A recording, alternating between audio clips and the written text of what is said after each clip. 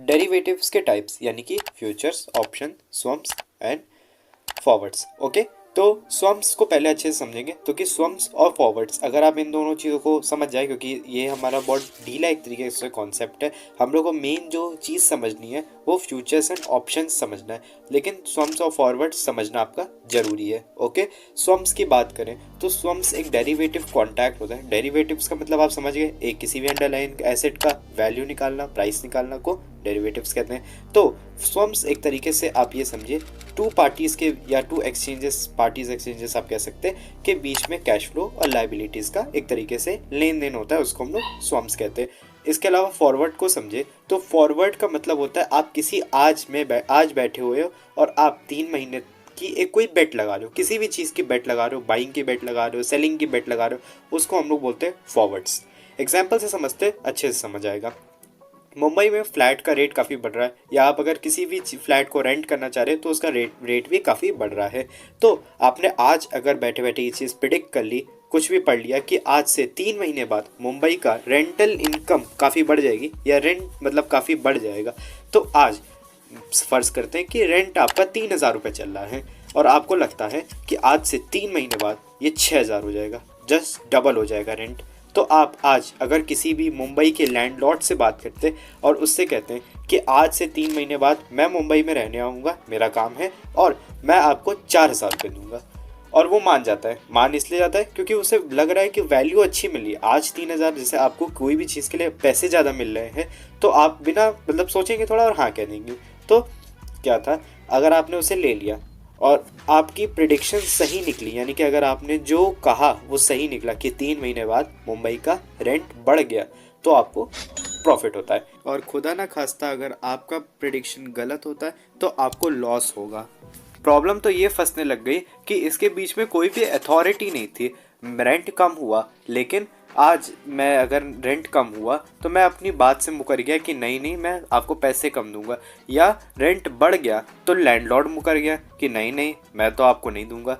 इसी प्रॉब्लम को सॉल्व करने के लिए आया फ्यूचर्स। जिस तरीके से स्टॉक मार्केट को सेबी रेगुलेट करता है, उसी तरीके से फ्यूचर कॉन्ट्रैक्ट को रेगुलेट करती है एक्सचेंजेस। एक्सचेंजेस का मतलब समझे तो जैसे एनएसी और बीएससी हैं, अब सब कुछ एक्सचेंज की जिम्मेदारी, यानी कि अगर मैंने खरीदा तो मुझे माल मिलेगा, ये एक्सचेंज की जिम्मेदारी, और जो जिसने माल बेचा है उसे अपना प्राइस मिलेगा, ये एक्सचेंज की जिम्मेदारी है।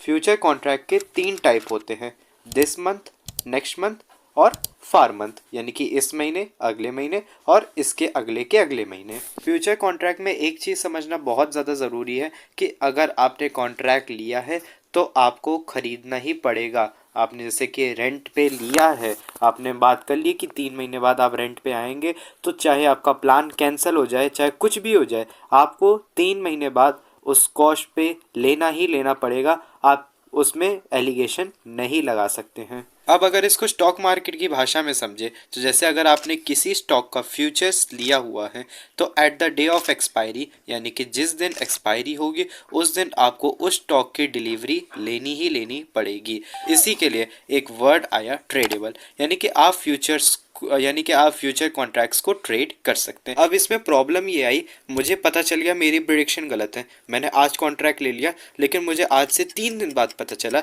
कि मेरी प्रिडिक्शन गलत है, तो मैं क्या करूं? इसी के लिए एक वर्ड आया ट्रेडेबल, यानी कि इंट्राडे। अगर हम लोग सही से बात करें, आगे इसके बारे में भी समझेंगे, जैसे कि आप फ्यूचर्स को ट्रेड कर सकते हैं, यानी कि आपने आज लिया तो आप उसे कल बेच सकते हैं, या आज लिया आज ही बेच सकते हैं। तो अगर आपको प्रॉफिट होता है न्यूज़ आने के चक्कर में, या किसी से भी अगर आपको प्रॉफिट होता है, कोई पॉजिटिव न्यूज़ आती है, तो आप उसे तुरंत ही सेल आउट करके अपना प्रॉफिट विड्रॉ कर सकते हैं।